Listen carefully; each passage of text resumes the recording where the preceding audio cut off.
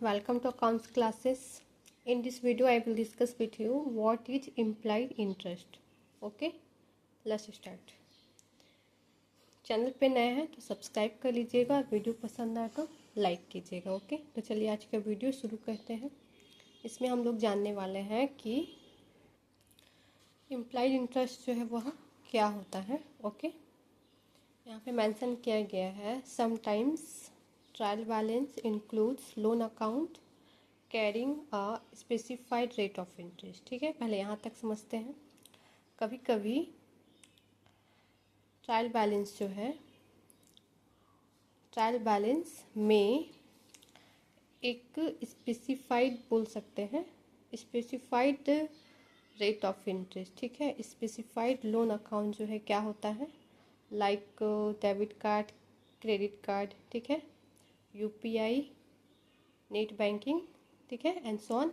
ये सारा जो है स्पेसिफाइड एग्जाम्पल हो जाएगा लोन अकाउंट का। ठीक है, तो यहाँ पे बोला गया है कि sometimes trial balance includes loan account carrying a specified rate of interest. कभी कभी ट्रायल बैलेंस में एक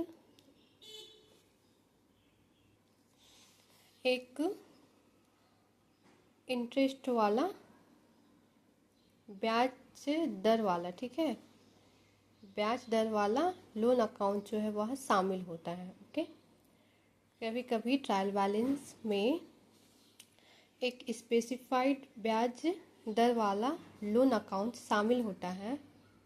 ओके, आगे देखते हैं। इन सच अ केस, ऐसे केस में it is necessary to calculate the interest. ठीक है, मतलब कि ब्याज की गणना करना जो है वह आवश्यक है। ओके, किस केस में, तो जब ट्रायल बैलेंस में एक स्पेसिफाइड ब्याज दर वाला लोन अकाउंट इंक्लूड्स होता है, शामिल होता है, उस केस में ब्याज की गणना करना कंपलसरी होता है, नेसेसरी होता है। ठीक है, it is necessary to calculate the interest. Okay, आगे देखते हैं। इवन इफ, भले ही, nothing is mentioned in the adjustments about the interest, भले ही समायोजन में, ठीक है, एडजस्टमेंट क्या होता है, जो कि एग्जाम्पल के नीचे एडजस्टमेंट दिया रहता है कि 10% डिप्रिसिएशन कैलकुलेट करना है, 10% मशीनरी प्लांट, ये सब लाइक। ठीक है, तो भले ही, इवन इफ, भले ही समायोजन में ब्याज के बारे में, ठीक है, ब्याज के बारे में कुछ ब्याज के बारे में जो है उल्लेख ना किया गया हो। ओके, क्लियर हुआ यहाँ तक। Even if nothing is mention in the adjustment about the interest, मतलब भले ही समायोजन में ब्याज के बारे में कुछ ब्याज के बारे में उल्लेख ना किया गया हो। आगे देखते हैं। आगे बताया गया है कि, ठीक है, यहाँ तक क्लियर हुआ,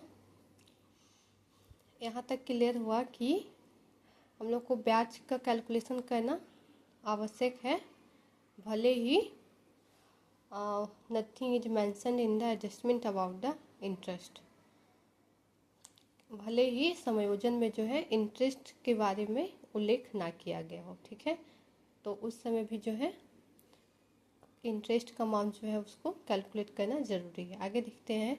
if no amount of interest it's so in the trial balance. Okay, बोल रहा है यदि ट्रायल बैलेंस में ब्याज की कोई राशि ना दिखाई गई हो, ठीक है, ट्रायल बैलेंस में अगर ब्याज का राशि ना दिया गया हो तो उस केस में क्या होगा, तो the full amount of interest will B ठीक है, एज आउटस्टैंडिंग। तो उस केस में क्या होगा, जो ब्याज की जो पूरी राशि रहेगी उसे आउटस्टैंडिंग, ब्याज की पूरी राशि को आउटस्टैंडिंग इंटरेस्ट के रूप में जो है माना जाएगा। ओके, क्लियर हुआ।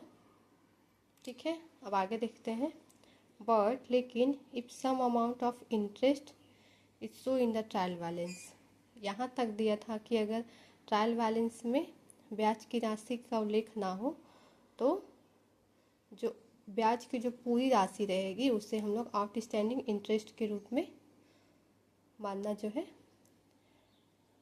जाएगा। ठीक है, फिर कुछ यहाँ पे कारण बताया है, लेकिन यदि if some amount of interest is show in the trial balance की, लेकिन यदि ट्रायल बैलेंस में इंटरेस्ट यानी ब्याज की कुछ राशि दिखाई गई हो। ठीक है, यहाँ लिखा गया है ना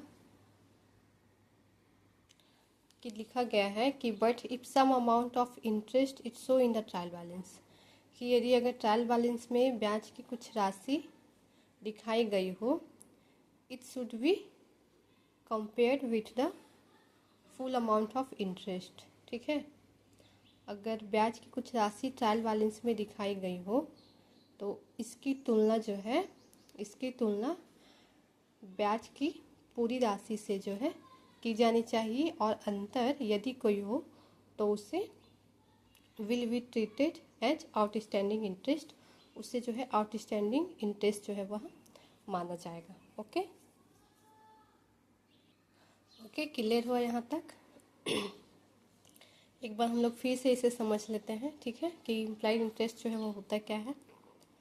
कभी कभी ट्रायल बैलेंस जो है वह includes loan account carrying a specified rate of interest. कभी कभी ट्रायल बैलेंस में जो है एक स्पेसिफाइड ब्याज दर वाला लोन अकाउंट जो है वह शामिल होता है। ठीक है, स्पेसिफाइड लोन अकाउंट बताएं कि debit card, credit card, net banking, UPI. ठीक है, एंड सो ऑन, इस सारा जो है स्पेसिफाइड लोन अकाउंट जो है हो जाएगा। ऐसे केस में in such a case it is necessary to calculate the interest. ठीक है, तो ऐसे केस में ब्याज की गणना करना जो है ज़रूरी हो जाता है। ओके, और बताया जा रहा है कि इवन इफ भले ही nothing is mentioned in the adjustment about the interest, भले ही अगर एडजस्टमेंट में जो है ब्याज की कोई राशि ना भी दिया गया हो तो इंटरेस्ट जो है वह कैलकुलेट करना आवश्यक हो जाता है। If no amount of interest it show in the trial balance, और अगर यदि ट्रायल बैलेंस में ब्याज की कोई राशि का उल्लेख ना भी किया गया हो तो the full amount of interest will be treated as outstanding, तो जो ब्याज की जो पूरी राशि होगी उसे जो है आउटस्टैंडिंग इंटरेस्ट के रूप में जो है ट्रीट किया जाएगा, माना जाएगा। ओके, फिर बोल रहा है कि यदि ट्रायल बैलेंस में कुछ अमाउंट दिया गया हो किसका, तो ब्याज का, तो it should be compared with the full amount of interest. ठीक है, तो इसे जो है इसकी तुलना जो है ब्याज की पूरी राशि से जो है की जानी चाहिए, और अंतर को अगर कोई हो तो उसे आउटस्टैंडिंग इंटरेस्ट के रूप में जो है माना जाएगा। ठीक है, तो यही छोटा सा एक टॉपिक था कि इम्प्लाइड इंटरेस्ट जो है वो होता क्या है। ओके, तो आज के लिए इतना ही, फिर मिलते हैं नेक्स्ट वीडियो में with next topic. Okay, bye.